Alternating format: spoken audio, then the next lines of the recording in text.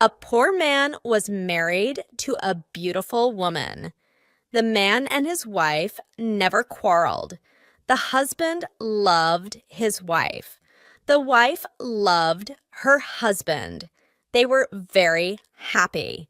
But this happy couple had a rich, handsome neighbor.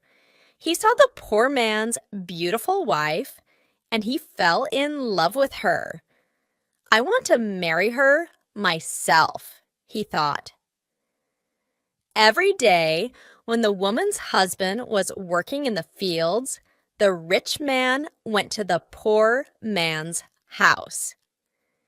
"You're a beautiful woman," he said to the poor man's wife, "but your clothes are old. Why doesn't your husband buy new, pretty clothes for you? I'm sure he doesn't love you. If he loved you, he would buy wonderful clothes for you. Divorce him and marry me. I will buy you beautiful new clothes, the best in the land. Then you will be the most beautiful woman in Ethiopia." At first, the woman didn't listen to the rich man, but he came to her house every day, and every day he said the same things. At last, she began to think, perhaps my neighbor is right. Why doesn't my husband buy beautiful new clothes for me? Perhaps he doesn't love me. That night, she said to her husband, "Look at me, husband. My clothes are old and ugly. I want new ones. Buy me some new clothes." Her husband smiled at her. "You don't need new clothes," he said. "You are the most beautiful woman in the world to me." She was angry. "Don't you love me?" she said. "If you love me, buy me a new dress."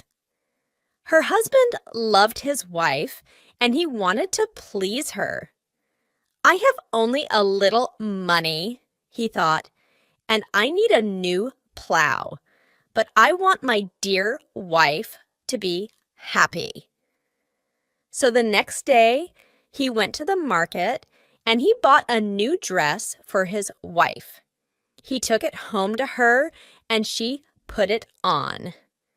"Thank you, my dear husband," she cried. "Now I know that you love me." When the rich man came to see her again, she was wearing her new dress. "You see," she said to him, "my husband loves me very much. He bought me this beautiful new dress." The rich man shook his head. "But a good husband doesn't only give his wife new clothes," he said. "He gives her gold. Where's your gold necklace? Where are your gold rings? Why doesn't your husband give you those?" He opened a box and showed her some beautiful gold jewelry. "Look at these," he said. "Divorce your husband and marry me, and I will give all these to you." The woman did not listen to him. "Go away," she said. "I love my husband and he loves me, and we are happy together." But the rich man came again every day, and every day he showed her the box of jewelry. At last, she began to think, perhaps the rich man is right. Why doesn't my husband buy gold for me? Doesn't he love me? That day, she didn't make a fire. She didn't cook a meal. Her husband came home late after a long day in the fields. He was tired and hungry. "There's no dinner for you tonight," his wife said. "You don't love me." "What?" her husband cried. "But my darling, I love you more than anything. You are the most wonderful person in the world." Then why don't you buy me some gold jewelry? She said. When a man loves his wife, he gives her a gold necklace and rings for her fingers. Her husband looked worried. I spent money on her new clothes, he thought. How can I find more for gold? I'll go and see my brother. Perhaps he will lend me the money. I must buy gold for my dear wife. I want her to be happy. The next day, he went to visit his brother. Lend me some money, brother, he said, and I will work for you in your field. All right, his brother said, but you must work hard. There are many stones in my field, and you must move them all away. Her husband agreed and took the money. He went to the market and bought some gold jewelry. Then he took it home to his wife. His wife was very happy. She put the necklace round her neck and put the rings on her fingers. Look at me, she said. Am I not beautiful? You're very beautiful, her husband said. If you are happy, I am happy. She put her arms round his neck.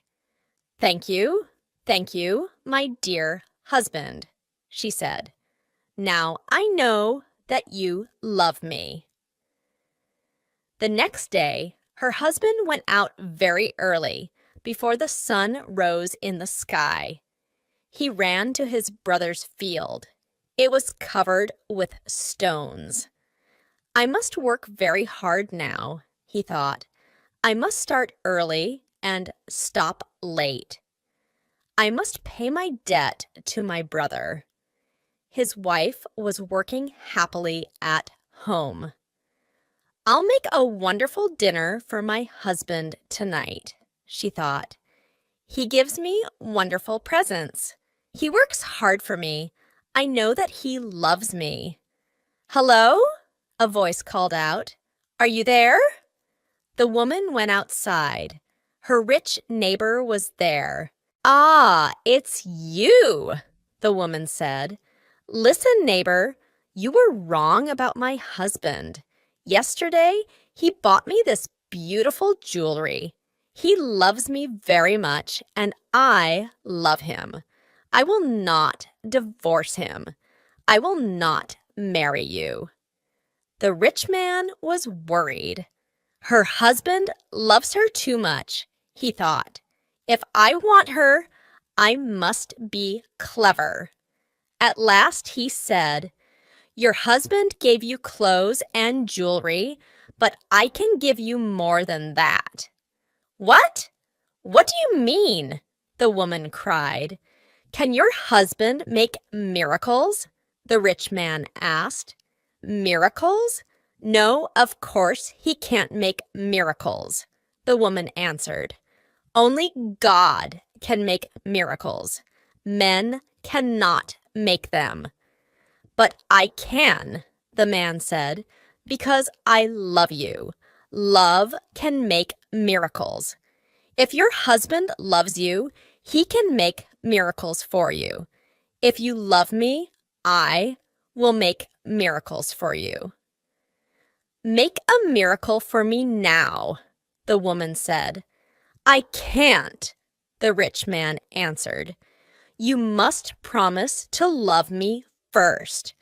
You must leave your husband and come to me. Then I will make wonderful, wonderful miracles for you. The woman said nothing, and the rich man went away. That night, the poor man came home late. He was very tired and hungry. His wife brought water for him, and he washed himself. She brought delicious food for him, and he ate it. My poor husband, she thought. He works so hard for me, and he is so tired and hungry. The rich man is foolish. How can my husband make miracles? It's impossible. But the next day, and the day after, and the day after that, the rich man came to her house again. "Did your husband make a miracle for you yesterday?" he asked the woman. "Leave him and love me, and I will make many, many miracles for you every day." At last, the women began to listen to him. One day, when her husband came home, she was sad. "Wife, dear wife, what is wrong with you?" cried her husband. "Are you sick?" "No," she said. "I'm sad because you do not love me." "What?" cried her husband. "But you know that I love you. I bought you new clothes. I bought you gold jewelry. You're the most precious thing in the world to me." "But you don't make miracles for me," his wife said. Her poor husband was very surprised. "Miracles? Of course I can't make miracles," he said. "Why do you want a miracle? Who gave you the idea?" "Our neighbor came to see me today," the woman said. "Love makes miracles," he said. "If a man loves a woman, he will make miracles for her." Her husband was very worried. "That wicked man wants to take my wife," he thought. "All this trouble comes from him. When he first came here, she wanted new clothes. Then she wanted gold jewelry. And now she wants a miracle. What can I do? If I don't make a miracle, perhaps my wife will leave me and marry him." The next day, he went slowly to work in his brother's field. "I must pray," he thought. "Only God can help me now." He looked up to heaven. "Oh, Lord God," he prayed, "please help me to make a miracle. I love my wife and I want to keep her. Don't let this rich man take her from me." He worked all morning. He was moving stones from his brother's field. In the middle of the day, he sat down under a tree to rest. A man was sitting there already. "Who are you?" the poor man asked. "I am a wizard," answered the man, "and I have a gift for you.